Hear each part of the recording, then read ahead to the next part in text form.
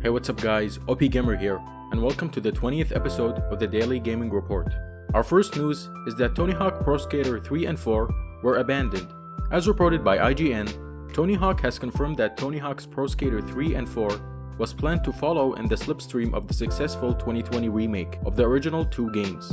But the project died following Activision's decision to officially merge developer Vicarious Visions into Blizzard. The skateboarding legend discussed the decision to abandon plans for more remakes during a Twitch livestream with Andy Gentle, a former Neversoft designer who also served as senior designer on Tony Hawk Pro Skater 1 and 2. He was quoted as saying, "That was the plan. Even up until the release day of Tony Hawk Pro Skater 1 and 2, we were going for 3 and 4, said Hawk.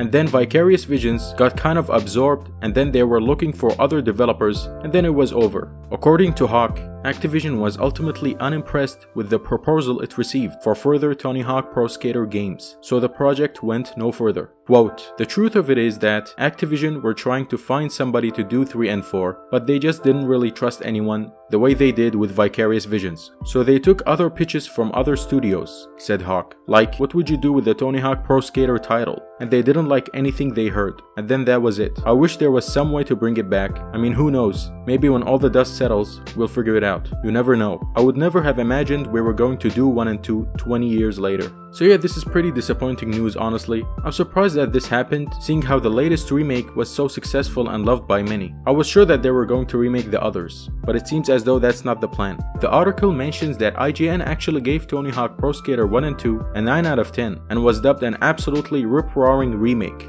It also enjoyed the highest first month of sales for any game in the long-running Tony Hawk series to date. So yeah, like I said, the game was super successful, especially the remake, so I don't understand why they're now remaking the others. But moving on to our next topic is also related to skate games, and that is Skate 4. There were some rumors that Skate 4 is actually expected to have an update in July. According to a new report, Skate 4 could receive a full reveal in July, and fans may be able to get their hands on the game very soon. Judging by these rumors, it seems that Skate 4 may be arriving a lot sooner than a lot of people think. Now yes, the reveal was all the way back in 2020, but it seems that the time for its update has finally arrived. In the article by GamerRant, it mentions that at the time of Skate 4's official announcement, fans only received a confirmation of the game's existence as it entered its early stages of development. Since then, news surrounding the game has been mostly silent, except for a brief behind-the-scenes trailer where various developers and prominent skateboarding pros reiterated that they are working on it.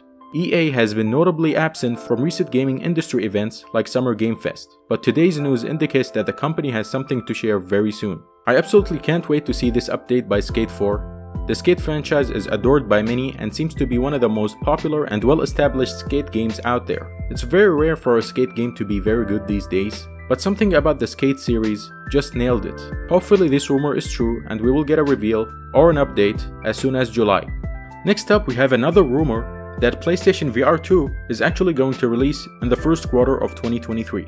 And if you've been watching my videos lately, you would know that Tom Henderson has been discussing rumors a lot, and most of the time he's getting it right. It says here that while recent rumors from Tom Henderson point to a state of play next week, likely introducing new hardware in the way of headphones and controllers, the upcoming hardware most PlayStation fans are hoping to hear about is PlayStation VR 2. Also, according to Henderson now, PSVR 2 is currently slated to release sometime in the first quarter of 2023. What's very interesting about this claim though, is that it could potentially line up with other rumors around Sony's new VR system. This is Tom Henderson's reply to a tweet by @Videotech, where he says, "Do you think Sony will ship out PSVR 2 for a holiday 2022 release?" Tom Henderson replied, "I'll see if I can get a more up-to-date update this week, but the last I heard, it was the first quarter of 2023. We recently learned that the new system will be heading into mass production in the second half of 2022. So a Q1 2023 launch window doesn't sound that far off. It could even potentially make sense regarding releases coming to PSVR 2, like Resident Evil 4 Remake, which is coming in March of 2023, and PSVR 2 content already having been confirmed for the title." Now again, these aren't really confirmed, they're just speculation, but I can definitely see PSVR 2 launching in the first quarter of 2023, especially after the announcement of games like RE4 Remake and Horizon Call of the Mountain. It just seems right that these games will come out in 2023, and in early 2023 to be exact. Let me know your thoughts about this down in the comment section below. Do you think PSVR 2 will come out in the first quarter of 2023, or will it be delayed further? Moving on, we have the Kalista Protocol stating that almost half of its combat will be melee based. During an in-depth look at the game's combat over at Game Informer, design director Ben Walker revealed that almost half of the Kalista Protocol's combat will be melee. Quote, "We're definitely leaning into the survival side of things," he revealed.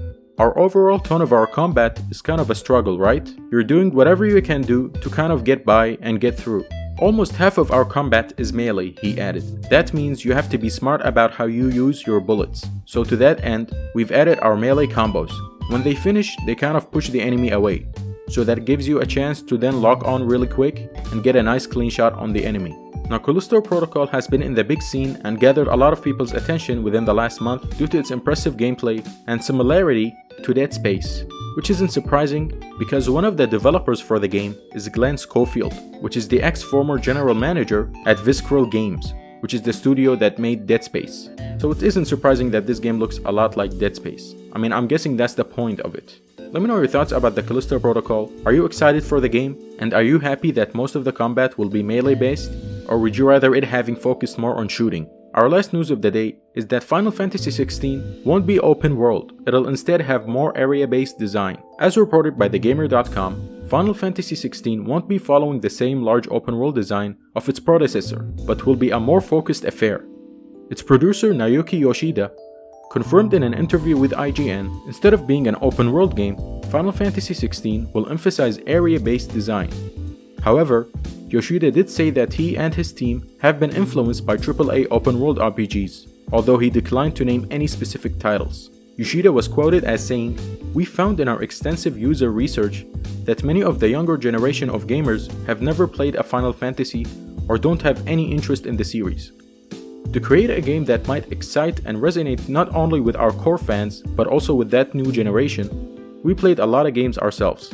And so yes, in Final Fantasy XVI, you'll find inspiration from a recent AAA open-world RPG, Yoshida says. However, to bring a story that feels like it spans an entire globe and beyond, we decided to avoid an open-world design that limits us to a single open-world space, and instead focus on an independent area-based game design that can give players a better feel of a truly global scale."